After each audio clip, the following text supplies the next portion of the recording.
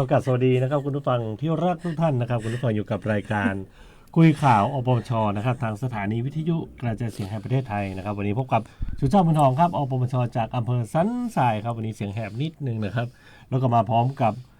อปปชสาวสวยทั้งสองท่านแนะนำตัวเลยครับเจ้าสวัสดีเจ้าป้าต้อมนะเจ้าพัฒนาศรีหาวงศ์นะเจ้าปมชจากสันกำแพงเจ้าสวัสดีเจ้าข้าเจ้าตุลากิตติกุลแม่หลวงนุ้ยอปมชอำเภอเมืองเจียงใหม่เจ้านะวันนี้มันเป็นอะไรอย่างนะเป็นตัวเวอร์ปะวะอะไรอย่างกับบอกเวอร์ปะวะใจไปอยู่กับเนื้อกับตัวใครไปแอวงานก็บอกไปมาแล้วแล้วจะไปแหมมันจะไปเปิดงานอปจจากแปลงมันจะวันนี้เสียงแหบแต่ว่าพยายามที่จะก้อยอู้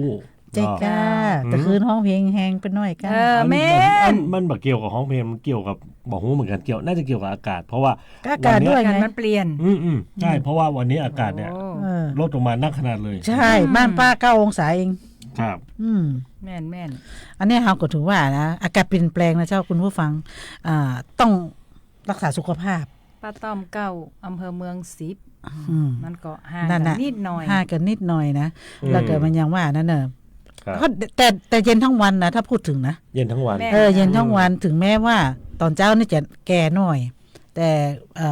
แดดออกมาก็โอเคอยู่แต่ถ้าเที่ยงกับเปรี้ยงเหมือนกันนะแดดนะโอ้ถ้าออกไปกลางแดดนี่ก็ไม่เหมือนกันนะก็รู้สึกว่าบ่ใจเมื่อเช้านี่แต่เช้านี่ทดลองดูเนาะเขาหันมันแดดเนาะป้าเขาว่าแดดอ่อนๆก็ถ้าอยู่อุ่นมันหนาวไงตอนเราออกมาจากห้องนอนแล้วมาระเบียงมันหิงแดดพ่อแดดมันก็โอเคก็อุ่นมันมีลมบ่ะนั่นมาใช่มันเป็นลมหนาวเว้ยใช่ลมหนาวโอ้ลมปัดแต่ถ้าอยู่ในห้องก็อุ่นอยู่นะคือหิงแดดน่ะก็ต้องคือก็กอดอกไปตัวคือเดี๋ยวนี้นะมันปิ้นกันมันน่าฮ้อนเนาะอยู่ในห้องในฮ้อนครับมาอยู่ตรงนอกนี่โอ้โหเย็นแต่ประเดี๋ยวเนี่ยในห้องอุ่นตรงนอกเย็นมันจะกลับกันนะเจ้าแต่ก็ต้องดูแลสุขภาพซึ่งกันและกันนะเจ้าเพราะว่าที่ว่าคนที่กลัวหนาวเนาะก็ต้องดูแลตัวเก่าตัวบ้านเฮาเต้าอี้ยอดดอยอินทนนท์เรือนี้เรือนี้ก่อนเพราะว่าค่าบ้านล่ะหันแล้วนะแต่เจ้าติดลบละอย่างน้อยๆนะไปไหนนะใส่หมวกเนาะถ้าพูดถึงนะน้ำค้างกับมอมบางครับน้ำค้างกับเหมยนี่เหมือนก่อนอันเดียวกันจ้ะเหมยขาบนี่หรอเหมยขาบนี่มันแข็งเจ้าแล้วที่เขาเย็นกว่าไงมันเย็นกว่าเมื่อก่อนแล้วที่เขาน้ำแข็งหลอดไปใส่ต้นไม้ทั้งคืนจะว่าอันนั้นกับผีบ้าโบกแล้วผีบ้าโบกก่อนแล้วก็เนี่ยน้ำแข็งค้างไอ้หรอมันเป็นน้ำค้างแข็งนะเห็นว่าน้ำแข็งมันค้างอยู่บนกิ่งแล้วก็สูงเขาก็เล่นไปเลยเคยหันหูว่าที่เขาลงเปิดก๊อกแล้วเป็นน้ำแข็งตกออกมาจากก๊อกน้ำน่ะนั่นแต่นะแต่ให้ตันว่าที่เมืองนอกเป็นเมืองนอกว่าเล่นแต่ทรายใช่ไหมบ้านบ้านหลวงชาตินี่ถึงนี่บ้านเฮาเนาะช่วงหน้าหนาวเนี่ยโอ้โหงานติดงานเลยแต่ถึงวันนี้เลยมีที่แอลเนี่ยวันนี้นะงานฤดูหนาวอำเภอสันกำแพงเริ่มละเจ้าเปิดวิธีเปิดวันนี้นะเจ้าเปิดวันนี้ผู้ว่าราชการจังหวัดเปิดจะไปเปิดละนี่ไปคณะป้าก็เลยไม่ได้ไปต้องมาจัดรายการวิทยุอยู่เลยไม่ได้ไปสักกรรมนะเจ้าก็ถือว่ามหรสพเยอะแยะถ้าพูดถึงนะมันก็ม่วนงานสรรเล่าตามขอบเนาะตามขอบเขตที่เปิ้นฮื้อเนาะก็ถ้าบ่มีเลยมันก็กร่อยเนาะแต่ว่าเดี๋ยวนี้เปิ้นก็อนุญาตเนาะอนุญาตแล้วจ้าว่าพ้น3 เดือนแล้วเนาะประมาณถึงพ้นอย่าง1 เดือนผ่านไปอยู่อย่างเลยเนาะน่าก็แต่เปิ้นก็บ่ถึงขั้นกับโอ้โหอีนี่ไม่ได้นะแม่นก็คือทำตามทุกปีเนาะทุกปีที่เปิ้นทำกันเป็นแค่เป็นงานประจำปีเจ้าเป็นงานประจำปีของแต่ละอำเภอถ้าเกิดสมมติว่าเอาอยู่ไปเหี่ยมดเลยเนี่ยก็อย่างว่านะครับเรื่องเกี่ยวกับเรื่องเศรษฐกิจการยังกับมันกำลังฟื้นขึ้นมาเนาะมันกำลังฟื้นขึ้นมาเพราะว่าอันเนี้ยมันก็เหมือนการไปเป็นห้องจะได้หาพี่น้องประชาชนเนาะไอ้อย่างที่มันกระทบกระเทือนกับพี่น้องประชาชนเพื่อจะหลีกเลี่ยงเอาเจ้าและอีกอย่างหนึ่งที่มีหันข่าวลงเนาะลงรายต่อกันมาที่ว่าสิ้นปีนี้งดงานรื่นเริงเดี๋ยวฟังคำก่อนแม่นไปฟังต้องฟังหน่อยก่อนว่าฟังเตื้อฟังไปฟังเหนือฟังใต้เตื้อกำเดียวเปิ้นถึงออกมาเนาะกฎระเบียบอย่างออกมามันก็คนเฮาบางทีมันก็ตั้งอกตั้งใจเนาะ ปีนี้นี่หนาว วัน ส นี้ มใจละ ม เพราะว่าหลายปีก่อนเนี่ยนักท่องเที่ยวที่ว่ามาเชียงใหม่แล้วผิดหวัง อืม มารอบนี้นี่ มาแล้วมะนาว ละ สักกำ แม่น เออ กันเตรียมเสื้อกันหนาวเสื้อโคตรกันอย่างดี แม่น บัด ก เดี๋ย ระ วนี้ เป๋าเป็น3-4แก้น บัดเดี๋ยวนี้ ไใจ สมใจแล้วเจ้ามาแต่เจ้ามาแอวแล้วมาปะมันมีหมูกี่งานบนบ้านเฮา เจ้า มันบอกที่ไหนหนาวสุด งาน หนาวกุฏินี่เนาะเชียงใหม่นี่หนาว งาน กุ ดอก ฏิ ไม้งามยังบ่พอนั้นแล้วก็มีงานอันนี้ตัวงานโครงการหลวง โครงการบอกว่าเริ่มวันที่อย่างวันที่1 แม่ วันที่อย่าง วันนี้ที่29 แม่น มาแจ้งมาถึงวันที่อย่างวันที่1 อ๋อ ถึง แล้ว วัน ก็ ที่ จะ ที่ มี 8 การ เนี่ย ไปรับเสด็จตัวหมู่เฮาเนี่ย แม่น โดยเฉพาะ อืม พระสงฆ์นิกรเจ้าเชียงใหม่ กันให้ เจ้า ไป จะ อยู่ ไปกันนักกันหลายอยู่ ครับ เจ้า ไม่หลงจะไปก่อน ก็วันที่1อ่ะ เออ ก็ต้องให้ได้ไปอ่ะ ไอ้ เจ้า ไม่หลงไปผมบอกไปละ ป่าเลย ต้องไปกะเราคนไทย เขาต้องไปเขาต้องไป เออ เขา เรา ต้อง ต้อง ไป ไปกะ มันแยกกันนึกว่าอันไม่หลงไปเป็นตัวแทนเขาแล้ว ปีนี้เปิ้นจัดที่อันตีนพระธาตุดอยคำอะที่โครงการของอันพระธาตุดอยคำอัน แม่น ตั้งรุ่มนะ แม่นครับ กูเตือนนี่เปิ้นจะจัดที่อัน ตึง สุ จะได้ไปอยู่ตึง มั จะ น ได้ ก็ ไปอยู่ แล้วปีนี้เปิ้นว่าเปิ้นย้ายมาตรงนี้ เจ้า อีนะเจ้า อันนี้ไม่หลงของฮู้จากไข่หัวจากแม่กาที่เปิ้นไปออกร้านอ่ะที่เปิ้นไปออกบูธอ่ะ อืม ขายอาหารนี้อะนะเจ้า เจ้า นะเปิ้นแจ้งคือว่าเปิ้นกลัวเฮาไปพิตตี้ อืม อืม เจ้า แล้วก็อันงานตี้อันพืชสวนโลกก็มีแฮมคื ค อ รับ แอลได้ไป2ตี้บ่อะ แม่นครับ ถ้าไปสายหั่นนะเจ้า ครับ นะมันมี แต่จะ ที่ ได้ แอลนัก วันนี้ไปแอลนี้ก่อนเพราะว่าวันนี้วันเริ่มวันที่2เพราะเริ่มตั้งแต่วันที่ แต่ 28 แต่ว่าเปิ้นเปิด เริ่ม เจ้า ตะ แต่ วา ว่าพิธีเปิด แม่นครับ แล้วก็วันนี้ก็เป็นวันเปิ้นของตะวันนี่วันไม่ใช่วันลองไฟละวันเปิดเลย มันเปิดเลยพิธีเปิดเป็นทางการ แล้วก็วันนี้เป็นวันที่2เนาะ เขาบอกว่าปีนี้นี่อลังการไง อลังการครับงามขนาด นะ นะครับสมคำล่ำลือเนาะแล้วก็ เจ้า เปิ้นห้องจะไหนอ่ะถ้าเกิดสมมติว่าทำแล้วเหมือนเดิมมันก็เหมือนแบบเฮาย่ำอยู่กับที่เนาะ แม่น แต่ถ้าเกิดสมม มัน ติว่า ต้อง เขา พัฒ ทำ นา แล้ว ไปเรื่อย ถ้าทำแล้วเนี่ยพัฒนาขึ้นทาง มัน ทาง มันจะมีข้อที่ชมแล้วทำให้เราต้องแก้ไป แม่นครับ อ่ะ แม่น กู ครับ เตือนก็เฮา แต่ ก็ต้ รู้ อง สึ เป ก ลี่ยน ว่ารู้สึกว่าเปิ้ลจะห้ามฟังหมดนะทางอบจ เจ้า ว่าฟีดแบ็กจากพี่น้องประชาชนเป็นจะได้พี่น้องประชาชนต้องการจะได้อ่ะ เจ้าน นะครับถ้าอันไหนที่ดีอยู่แล้วเปิ้ลก็เอาเหมือนเดิม เจ้า แต่อันไหนที่ จะ พี่น้องประชาชน ปรับปรุง แนะนำเปิ้ลก็ทำตามนั้น จะ เนาะ ต้องมีการปรับปรุงพัฒนาแหมเปิ้นก็ แม่น รับ ครับ คำติชม แม่นครับแต่ตะกี้ นะเจ้า นี่ไปนี่มันมีคำตินะเพราะว่าสิ่งที่เปิ้ลทำเนี่ยทำได้ดีอยู่แล้ว จ้า นะอย่างที่ ร้าน สุชาติบอก ค้านักก่อ เนาะราคานักขนาดเลยครับ ที่อาหารนะ อาหาร ไป นักข ไม่ นาด ต้องกลัวกัน มันต้องกลัวกันและที่สำคัญก็คือคนละครึ่งได้หมดเลย อ๋อ แทบจะทุกร้านนะตะกี้เนี่ย อ่าๆ นะครับก่อนสุชาติใจจะหมดเลย อันนี้กระตุ้นเศรษฐกิจ กู หมด ชา แล้ ติ ว ใจตั้งมา10 วันแล้ว หมดแล้ว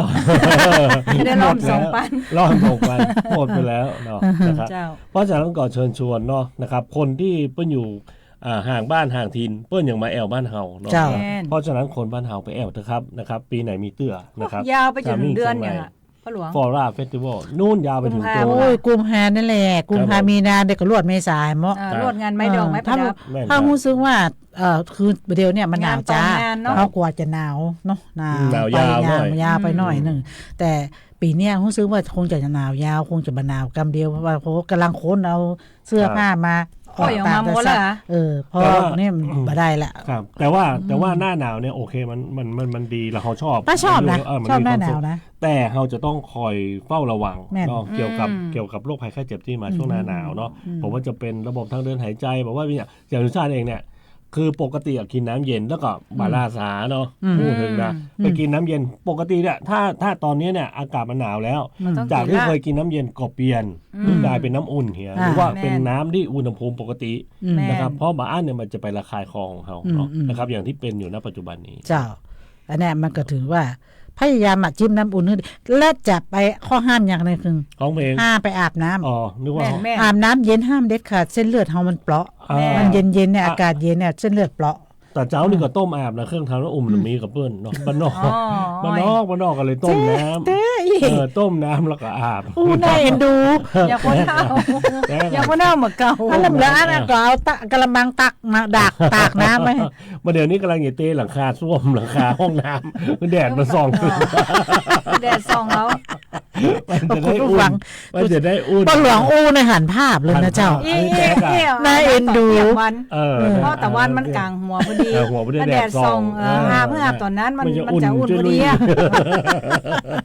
อู้ยังเป็นอยู่บนดอยลูก นั่นแหละประมาณนั้นนะไอ้เนาะบ้านข้าก็ดอยสันทราย อันนี้ประเด็นนี้มีคนส่งคลิปเยอะเตือนเรื่องสุขภาพ อ่า เพราะหลวงชาติ แม่ นี่เป้เลย แม่น มันเส้นเลือดมันหดตัว แม่นครับแม่นครับ แต่ถ้ามันฝืนนะมันหนาวนะ ก็ไม่ต้องแอบ ต้องแอบอ่ะ ช่วยหน้าช่วยช่วย มัน เรื่อง มัน กระ มี เป๋า คืออวัยวะที่สมควรที่จะทำคือหมายถึงว่ามันจะมีบางอวัยวะเนาะ บางส่วน ที่เราจะต้องทำความสะอาด แม่น เพราะฉะนั้นเราเลือกทำถ้าเกิดสมมติอาบมาได้แต่ แต่ ทำความสะอาดล้างหน้าแปรงฟันอย่างพวกนี้เขาต้องทำอยู่แล้ว แม่น เนี่ย แม่น ครับ เพราะว่าอากาศเย็นอยู่แล้วเหงื่อใครมันออก แม่นครับ มันยัง วิธีการ หอม วิธีการถ้าเกิดสมมติว่าใบอยากอาบน้ำแต่อาบมาได้แต่น้ำอุ่นครับน้ำอุ่นแล้วก็เจ็ดตัวด้วยน้ำอุ่นนะครับ ได้ เหมือนป้าต้อมเคยทำเหมือนพี่ของนุ้ยเคยทำ จ้ะ คือเด้อ เคยก็ มาเคย ฮะ จะอาบตลอด เอากัน 7 ตัวได้น้ำมันอย่าง มันมาแล้ว วันนี้ขอแปะน้ำหน่อย เอามันมาแล้วเจ้า เอากามาแล้วใจ มันมาแล้วใช่ มาใช่แต่ว่าถ้ามีน้ำอุ่นก็มาเป็นอย่างอย่าง เขาจะไม่ฝืน อืม บางคนนี่ฝืนเนอะ บางบ้านบางมี แล้วก็ระวังสุขภาพนะเจ้า ใครจะช่วยเรื่องน้ำอุ่นเขาว่ามา ชูชาติแนะนำวันนี้ไปสักกะแปงเตอะเปิ้นมีประกวดนางสาวสันกำแพง กา เจ้าวันนี้วันเปิด วันนี้วันเปิดมั้งเหรอ เจ้าเปิ้นมีประกวด ประกวดวันนี้เลยกะ แต่อ้วน ประกวดวันนี้เลย สังกะแปงเนี่ย3 งานสังกะแปงเนี่ยติดท็อป ทุก 10 ที่จ้า ติดท็อป10ตลอดนะเวลาที่แบบประกวดที่ไหน คน เนาะ สักกะแปงงาม นะครับ อันนี้ก็นางงามเก่าแล้วเนี่ย แม่น ป้าต้อมนี่ก็นางงามเก่า เสียต่ำไปหน่อย โอ้สมัยก่อนมันใช่มีเนอะ เอาใช่กะ แล้วก็สมัยก่อนรุ่นป้านี่มันป้าสูงละ เอากะ 160 ป่ะ161 12นี่นะ แม่ รุ่นสูงแล้วประเดี๋ยวโดก็ยังไม่กะไม่เศร้าอ่ะ ยังไม่เศร้า เออเราอ่อนประเดี๋ยวมันจะมาสูงแต่สูงว่าแต่ แม่น เออ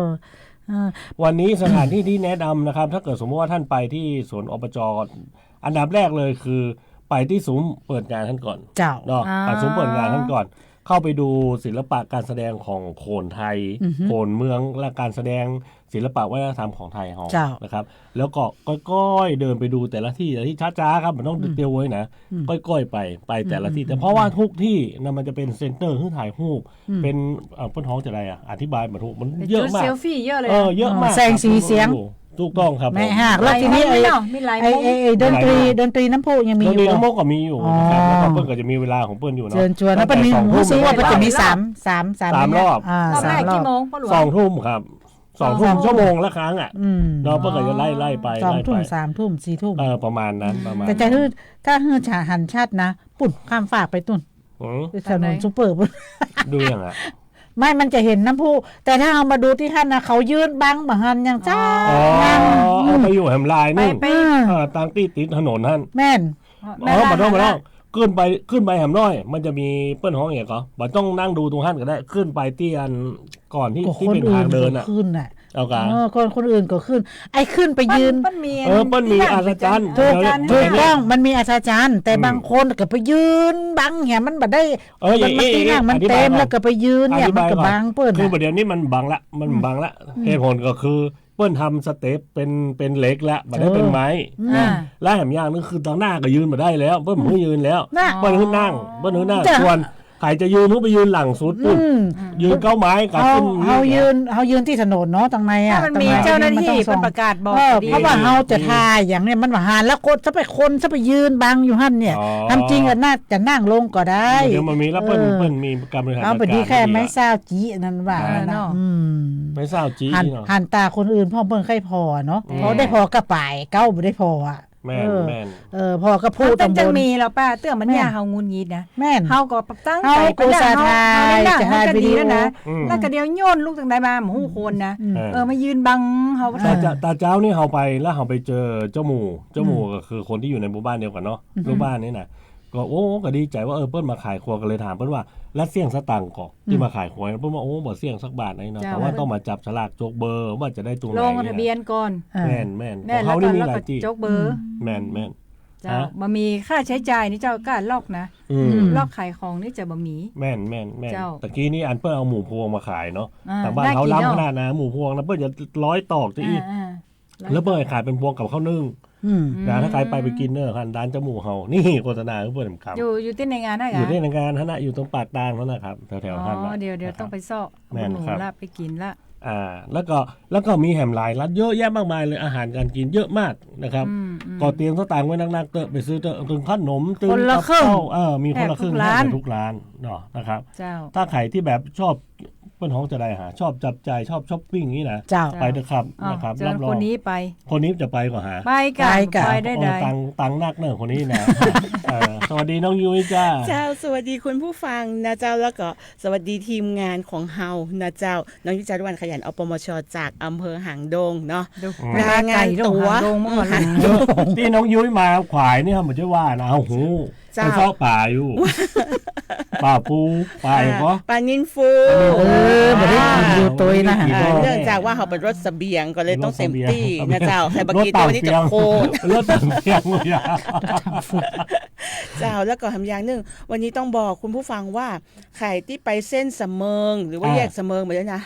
รถติดขนาด ที่จะรถติดนะจ๊ะเนื่องจากว่ามีงานเชียงใหญ่นะ ใช่เชียงใหญ่ เจ้า เชียงใหญ่ ที่ จัด สวนรถไฟ สวนรถไฟ เจ้าที่ตำบลบ้านโป่งอำเภอหางดง แม่น วันนี้วันพุธ2 วัน แต่ปีนี้ต้องบอกไว้เลยว่าเชียงใหญ่จะม่วนแน่นอน เจ้า หนึ่งคือฝนมาตกเหมือนปีที่แล้ว แม่น อันดับที่สองคืออากาศหนาวแล้ว หนาว นะ แต่ ครับเพราะฉะนั้นคือเชียงใหญ่เนี่ยไม่ใช่ว่าคนในพื้นที่แอลอย่างเดียวนะ เจ้า อ้อทอมันลมลุ่ม ประเดี๋ยวนี้เริ่มแล้ว กไห เจ้า ห เจ้า ติดแล้วเจ้า ติดแล้วหม้อ ติดแล้วเจ้าแล้วก็ฝั่งมาตังเรียบน้ำปิงมาลอดสะพานภาค5ขาออกที่จะไปตังหางดงไปทางสายใต้เนี่ยก็เริ่ม ติด มีแล้ว เพราะฉะนั้นคือเรื่องเส้นทาง เจ้า เป็นเส้น แล้วก็ ทาง วันนี้สมันหยุดตัว แม่นวางแผนการเดินทางด้วยเพราะว่าเชียงใหม่มีหลายงานขนาดเลย เนาะ เนาะ แน่นมันชนกันวุ่นวายไปหมดนะเลือกเอาเตอร์เลือกแอลเอา เจ้า นะครับ เจ้าฟังมากับบันดี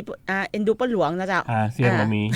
เสียงในฟิล์มมันเนี่ย อ่า เสียงในฟิล์ม วันนี้ เสี เสี ย ย ง ง ในฟิล์ม ขึ้นหูดังนะวะ เสี เสี ย ย ง ง หูดัง สีกัดดัง ใช้เสียงมากไปหน่อย ฟังไปแล้วก็แค่รับ แต่คืนใช้เสียงนักไปหน่อยนะป้าต้อมเนาะ แม่นเฮายังรักพอมันเลย ลากไป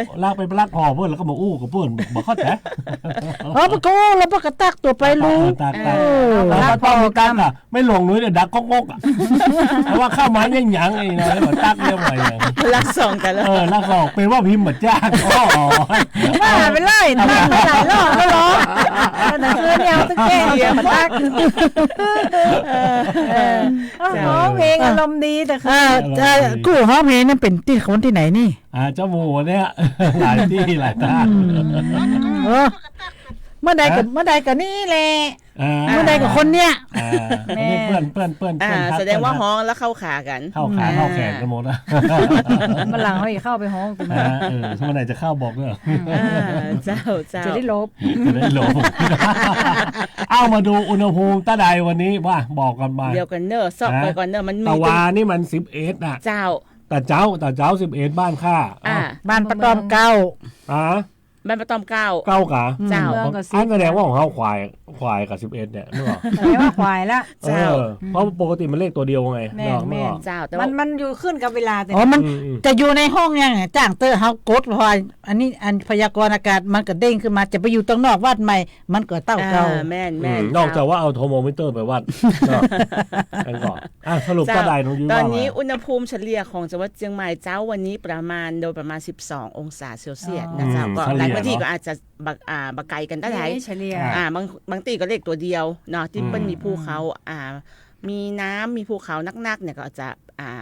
ปัญหาอุณหภูมิต่ำลงหน่อยนะเจ้าแต่ว่าถ้ายังเป็นเขตในเมืองเฮาก็จะเฉลี่ยอยู่ที่ประมาณ12 องศานะเจ้าแล้วก็เปิ้นบอกว่าในช่วงนี้ภาคเหนือของเฮานั้นมีอากาศหนาวแล้วก็อุณหภูมิก็จะลดลงแฮมเล็กน้อยอันนี้บ่ลดนะคะ ไปร้อนสักกรรมมาไอ้เนาะ อาบน้ำนี่ก็ยากจะอาบน้ำเนาะเจ้าแล้วก็เปิ้นก็ขอให้พี่น้องประชาชนนั้นดูแลรักษาสุขภาพเนื่องจากสภาพอากาศที่หนาวเย็นลงนะเจ้ารวมถึงระมัดระวังอันตรายจากอัคคีภัยที่อาจจะเกิดขึ้นได้จากสภาพอากาศแห้งนะ เพราะ เจ้า มันแรงเนาะ แม่นทั้งนี้เนื่องจากบริเวณความกดอากาศสูงหรือว่ามวลอากาศเย็นกำลังค่อนข้างแรงปกคลุมประเทศไทยตอนบนและก็ภาคใต้ตอนบนตัวย ต้นห้องว่าฤดูใบไม้ร่วงหรือว่าฤดูใบไม้ผลิไปเดี๋ยวเนี่ย ร่วงสิ ร่วงก่อน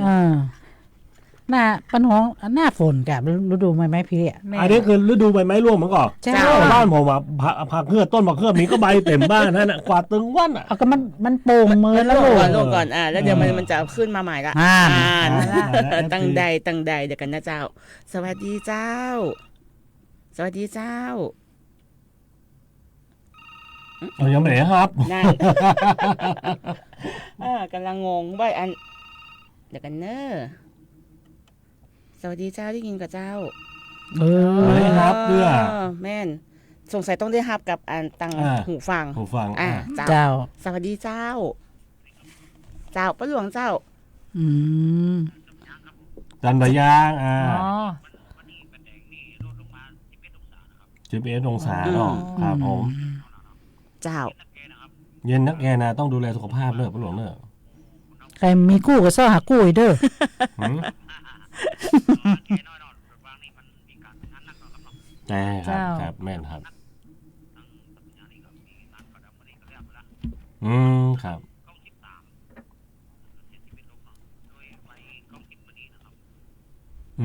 ครับผมครับผม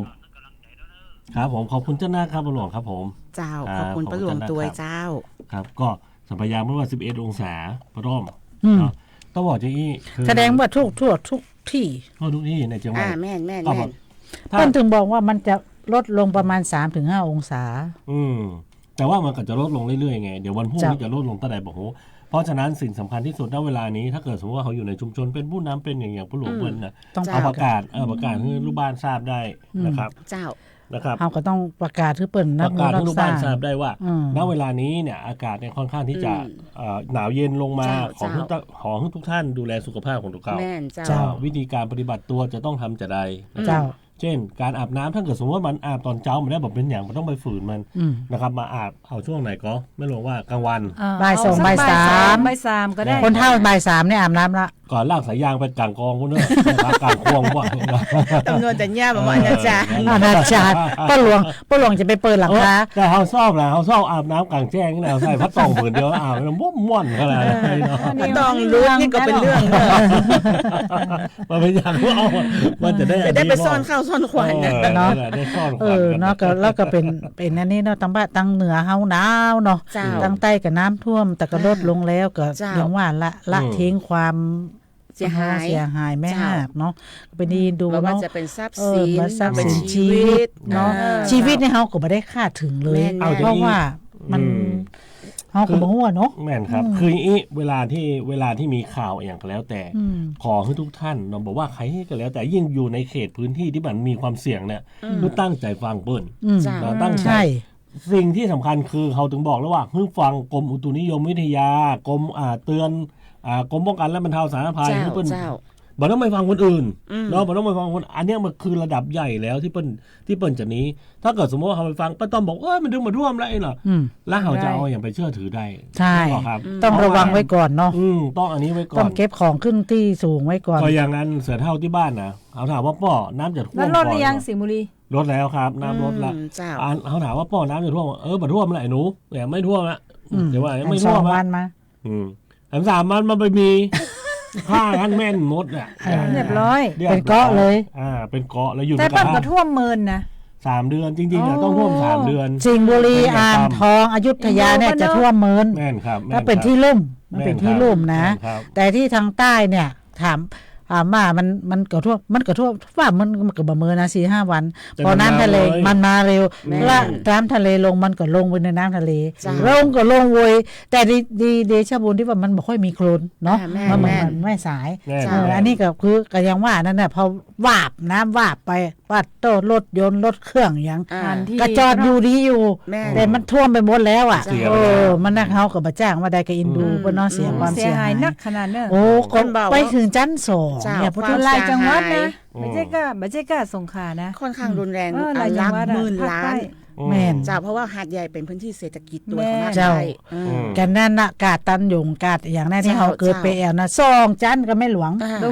โอ้ เชียงรายเฮานี่ก็ท่วมนักแก่ละ น่า เจอของเปิ้ล ก็ มิด ดูข่าว กันสอง ก็คือ เนี่ย แม่ นะ น เนี่ยเปิ้นว่าพอน้ำรถเจอน้ำมันรถเนาะก็เจอรถยนต์จอดนะ อืม เจ้า แล้วก็ไปเจอศพอยู่ในรถตัวเอง แม่น มัน ไปดี เอาใน ดู ก็คือห่วงรถอ่ะบ่ออกรถอ่ะห่วงรถอยู่จะไปยังไดอ่ะ จะมาโวยท่า มา น่ะ โวย แม่ มันออกมาได้ มันหนีไป มัน ตาม ไม่ได้ว่าเป็น เจ้า ห่วงรถนะ มันออกมาได้น้ำเวลาน้ำมันดันเข้ามานี่นะประตูรถมันจะเปิดไม่ได้ยิ่งเป็นรถไฟฟ้านี่ไม่ได้ เจ้า ล็อกเลย วิธี เนาะ การเนาะวิธีการคือต้องทุบกระจกก่อนน้ำก่อนจะไหลเข้ากระจกเราจะต้องมีวิธีทุบปุ๊บแล้วเราจะต้องออกให้เวยที่สุดเท่าที่จะเวยได้ มันแบบเจ็บ แต่ ว่า ถ้า ทุบ ออกมาตันก็ไม่ได้หมอ มันแบบเจ็บว่าทุบกำเดียวแตกไม่ได้ละรถยกรถ บางคนตกสะเกิดเนาะเวลาที่แบบรถจมน้ำเนาะบอกว่าจะทุบอย่างใดนี่นะสิ่งที่เราจะทุบกระจกได้นี่นะหนึ่งคือเบลเห็นก่อหัวเบลที่เป็นเหล็กเนี่ยนะมันมึงอยู่ทุกคันแล้วแม่นมันสามารถกระแทกได้นะครับงัดได้นะครับแอมอันนึกก็คือเบาะที่เขา หมอนรองรองคอนั่น หมอ น่ะ นรองคอจักขึ้นมามันจะมีเหล็กแหลมๆสองอันตั้งเข้าไป แม่น แล้วก็มันต้องกลัวว่ากระจกมันจะสะเด็นใส่เพราะว่ามันเป็นฟิล์มเป็นกระจกนิรภัยเป็นในตัวเนาะ มันจะเหมือนเป็นเม็ดข้าวโพดแต่ทีนี้เนี่ยถ้าสมมุติว่ารถคว่ำปกติอยู่บนบกนี่นะโอเคเขาสามารถทำได้แต่ถ้าเกิดอยู่ในน้ำมันก็ค่อนข้างที่จะอันตราย เพราะฉะนั้นเนี่ยคนที่จะขับรถมีความเสี่ยงเกี่ยวกับเรื่องจะขับในใกล้ๆแหล่งน้ำกันแล้วแต่เนี่ยจะต้องศึกษาว่าวิธีการจะต้องทำยังไงมันมีหลากหลายวิธีการมากๆเลยนะครับเพราะฉะนั้นเขาจะต้องศึกษาไว้ โดยเฉพาะรถไฟฟ้า เจ้า แม่นครับแม่น อีก ค อั รับ นนึงที่น่าสงสารที่พบเป็นศพก็คือผู้ป่วยติดเตียง ใช่ ผู้สูงอายุที่ช่วยเหลือตัวเก่าไปได้ สามารถที่นี้ได้ ก็ยังว่านะก็ยังบ่ไปเตื้อยังบอกว่าพยพเตื้อยังอันยังอีห่วงบ้านอีกอย่างหนึ่งห่วงบ้านมาเดี๋ยวมันก็ท่วมน้อยเดียวเดี๋ยวไปอยู่ชั้น2แต่หารู้ไหมก็ช่วยถึงตานัดมาออกมาไม่ได้แล้วบางคนที่เปิ้นยังมีคนหนุ่มคนอย่างเนาะทะลุหลังคาอยู่บนหลังคาลงคาก็ยังบ่รอด มารอด และอย่างการช่วยเหลือเนี่ยมันเข้าไปยากเพราะน้ำมันแรง เจ้าแม่น จะไปโต้เพิ่นก็บ่ได้ถ้าใจเรือบ่ได้เนี่ยมันก็ลุดต้องใช้เจ็ตสกีก็ต้องขี่โวยถ้าขี่บ่โวยก็บ่สู้น้ำบ่ได้แล้วจะไปว่าเปิ้นก็บ่ได้เอาขี่มาขี่อย่างงี้กระจกมันก็แต่มันยาใดมันนอมันต้องบางทีเนี่ยเจ็ตสกีเนี่ยเปิ้นขี่ไปเพื่อสำรวจดูว่าเปิ้นจะต้องวางแผนจะใดแล้วคนที่รอการช่วยเหลือน่ะเปิ้นบ่เข้าใจเปิ้นก็บางทีก็เห็นที่ว่ามีการยิงไล่นั่นนะนั่นแหละอันนี้นี่เป็นการเข้าใจผิดไงจริงๆเนี่ยเจ็ตสกีนี่มันต้องเร่งเครื่องอยู่ตลอดนะเจ้าจริงๆมันไม่ใช่แค่เจ็ตสกีอย่างเดียวเนาะมันหลายอย่างมันข่าวมันมาเยอะมากมันหลายอันปัญญาเพราะฉะนั้นต้องบอกอย่างนี้ในบอกว่าจะเป็นสังคมใดก็แล้วแต่สังคมใดก็แล้วแต่บอกว่าจะเป็นเฮาเองบอกว่าจะเป็นอย่างก็แล้วแต่คนช่วยเหลือกันอย่างก็มีคนสีขาวสีดำมันมีปะปนกันไปหมดเพราะฉะนั้นเนี่ย เครียดตัวครับบางคนก็เครียดบางคนก็อยู่ในกระบวนสันดานของตัวเก่าสามารถที่จะเปลี่ยนแปลงได้ก็มีนะครับเพราะฉะนั้นเนี่ย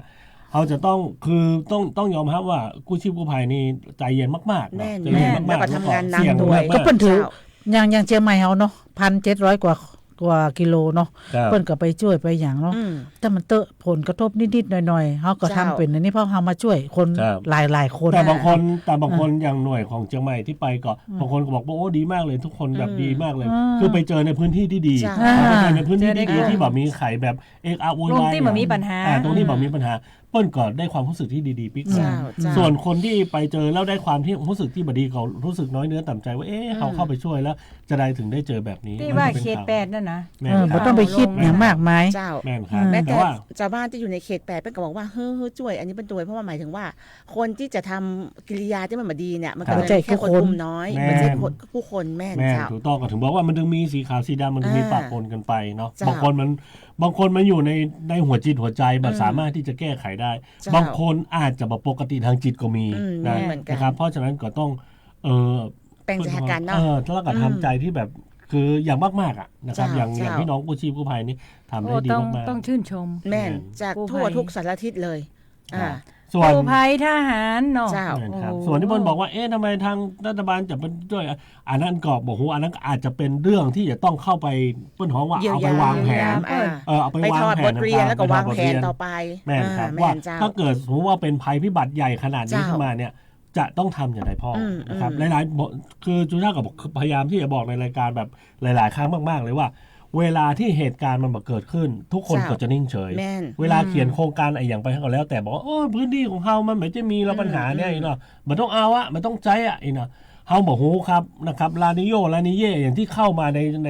ในโลกเฮานี่เยอะแยะมากมายก็เดี๋ยวดาวหางดาวเหินจะตกใส่มุ่งชนโลกว่าเฮาบ่ได้หู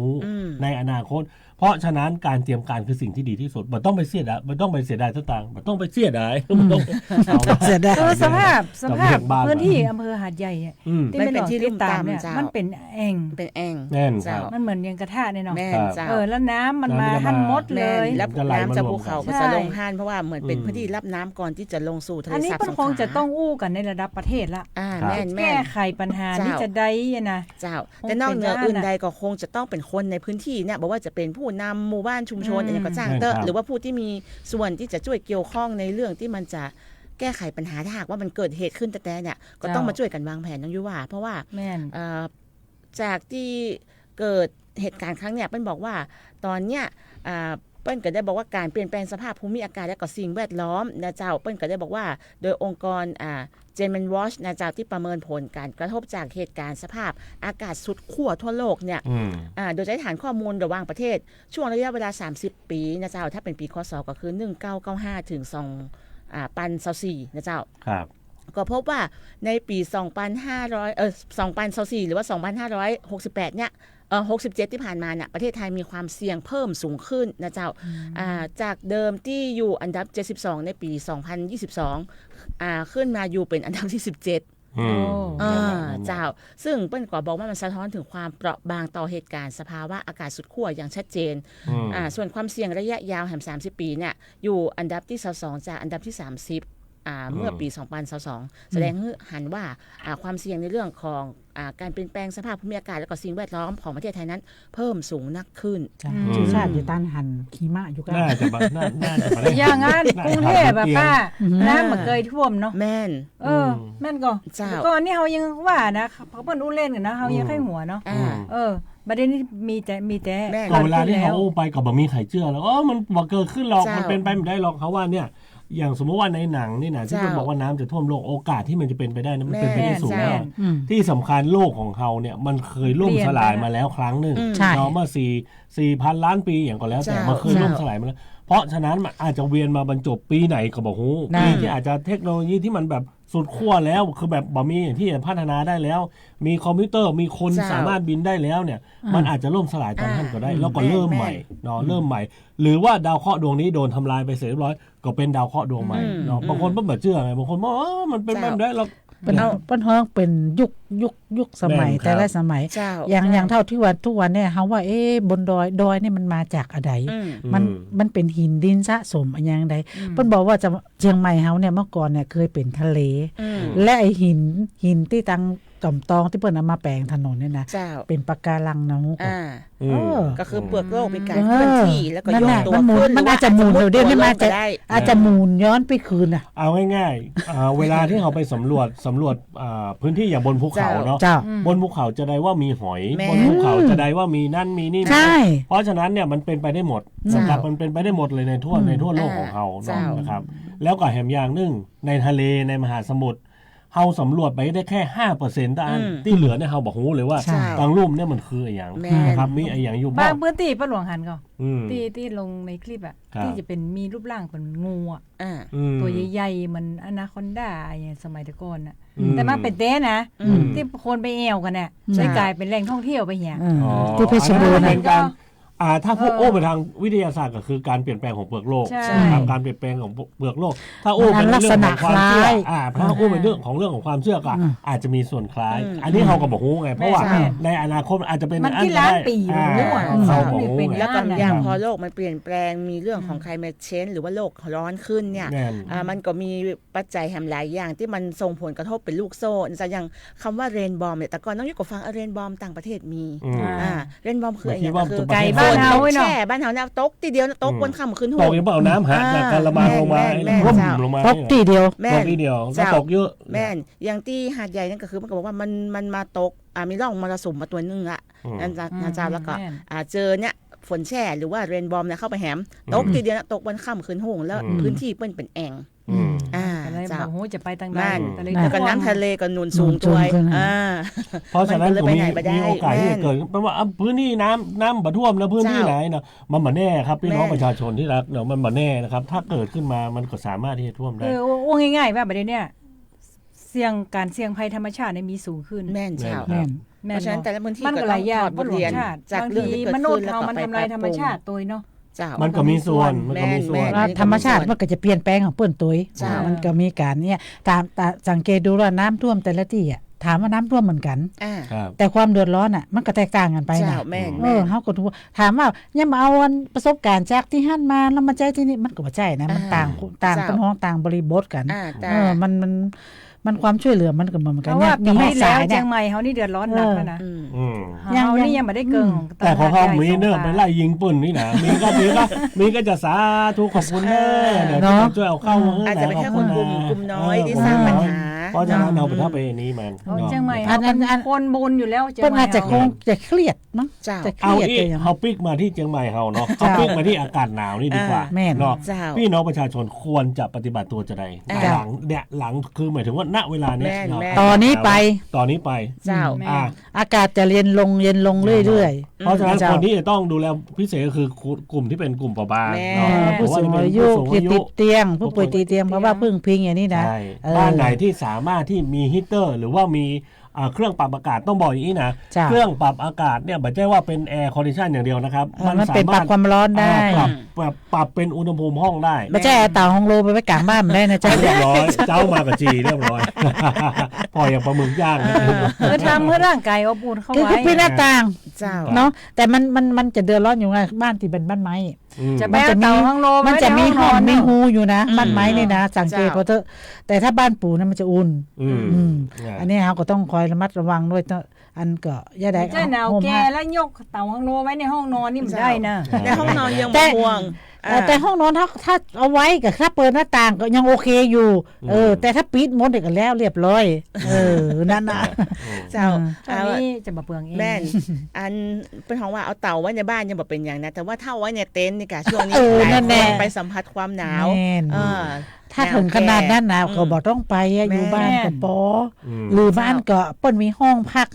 กับพักที่ห้องดีกว่า เจ้า เนาะประดึงขั้นเนาะอย่าเปิ้นห้องว่าคือไปตั้งแคมป์ใช่ไหม เจ้า แล้วเสร็จแล้วมาปิ้งย่างกันทานมันเหลือยกไปใน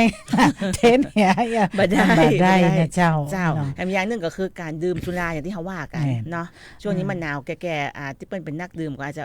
ดื่มแก้ กินแก้หนาวไม่ใช่นะเจ้า แก้หว ไอ้แค่หนาวเนี่ยแหละ ช่วงนี้เนี่ย เจ้า มันดื่มอย่าได้มันดื่มเมาเอา แม่น เอาซื่อ จริง ๆเอาซื่อๆเพราะว่ามันอากาศมันเย็น แม่นเจ้า มันก็เลยมีความรู้สึกมันกินได้เรื่อย อ่า ๆพอมันกินได้เรื่อยพอมันเกินปริมาณขึ้นมามันก็จะเป็นอันตรายละ มันอันตรายคือมันแล้วยุบ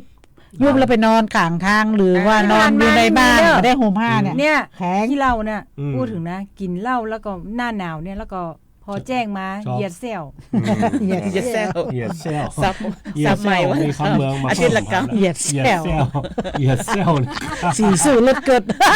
เหยียดแล้วก็เซลเลยนะยิงเซล เหยียดแซวเนี่ยนะซื้อเลือดเกิดเลยแหละ เอากะที่รถเกิด เรียบร้อย เหมือน นะ เหมือนอู้ถึงพอกำเมืองวรรคำเราก็นึกถึงที่เป็นไปช่วยที่เป็นกู้ภัยของตังเชียงใหม่เขาไปช่วยทางใต้อะเนาะแล้วก็จะไปช่วยแมวมาทีนี้แมวมันก็บ่คุ้นเคยเนาะมันก็จะคุ้นแค่เจ้าของ มา ก็ เดี๋ย จะควร ผู้สำเนียง คนละสำเนียงคนจะบอกว่า สำเนียงเลยอะ ระวัง คนละสำเนียง ระวังแมวมันติดแห แมวมันแห แมวมัน คนใต้ก็เลยเหลียวมา แมวแหคืออะไร คนเมืองเท่านั้นที่รู้ ก็คือแมวมันกระวนกระวาย กระสับกระส่าย มันไม่คุ้นชิน มันไม่คุ้นชินเขาก็แค่หัวเพราะถือเป็นเรื่องน่าฮักนะ เห็น มั แวบๆตะกี้ เกิด ข่า ขึ้ วน อ ได้ อกว่ากู้ภัยเชียงใหม่เขาเนี่ยขาปิกมาเกิดอุบัติเหตุรถความ มี แม่ อยู่ แม่ โอ้ เจ้า ขอให้ปลอดภัยกันทุกคน แต่ก็ นะ ปลอด เจ้า ภัยอยู่แบบ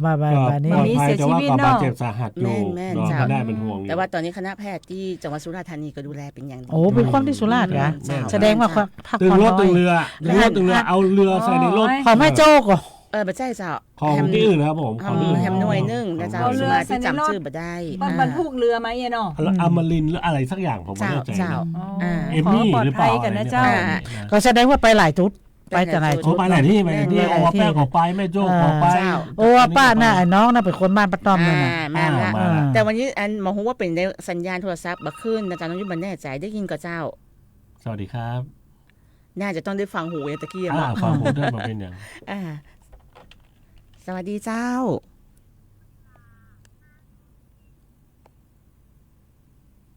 ได้ยินกับเจ้า ฮัลโหล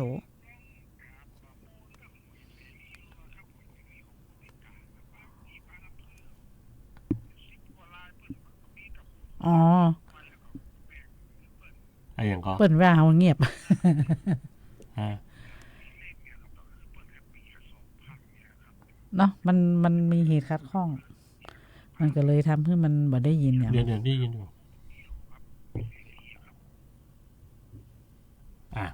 แต่ไหนก็ต้องยุ้ยว่า จับ มา ใจความ เดี๋ยว ได้ ก่ ก่ อ อน น น้องยุ้ยจับความมาได้น้องยุ้ยต้องหอดฟังสวัสดีเจ้าขอมกรรมตะค่ะสุมาแต่วันนี้โทรศัพท์มีปัญหาเจ้า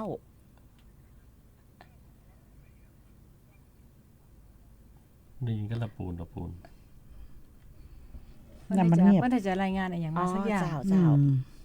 น่ากะเฮาก็เลยเงียบไปด้วยกัน เป็นอย่าง ภาวนาให้เปิ้นปลอดภัย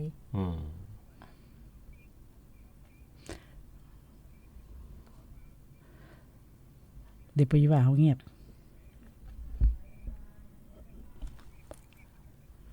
เจ้า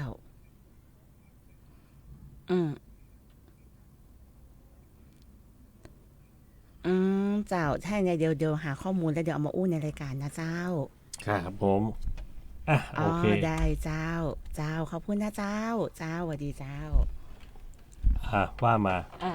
จับใจความได้จะได้ สื่อ พ่อ สารอาจจะคัดข้อง แล้วโทรศัพท์ก็ทับออกอากาศ เจ้า ได้ แม่นเจ้าเปิ้นก็อยากให้เฮาไปหาข้อมูลเกี่ยวกับเรื่องของการบริหารจัดการหน่วยคนพิการนะเจ้าที่บางทีมันมาเป็นทำกับเปิ้นแต่ใดกับคนพิการแต่เพราะว่าจะมีคนฮับมาจัดสรรให้คนพิการแถมต่างหากอย่าเจ้า อันนี้ต้องไปร้องเรียนถึงสภาคนพิการเนาะบางอันนี้แสดงว่าคนตาบอดก่อ เจ้า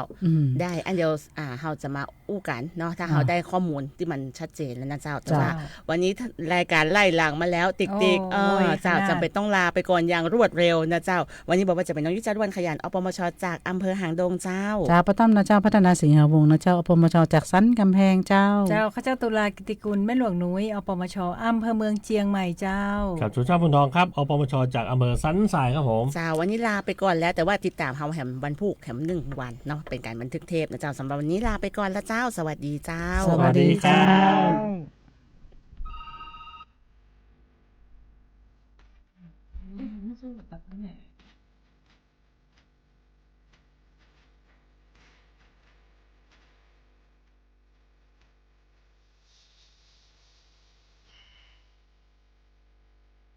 ที่ยึดถือความถูกต้องโปร่งใสและกล้าปกป้องความจริงเริ่มต้นความซื่อสัตย์จากเรื่องเด็กๆเด็กไทยไม่โกงใครและไม่ให้ใครโกง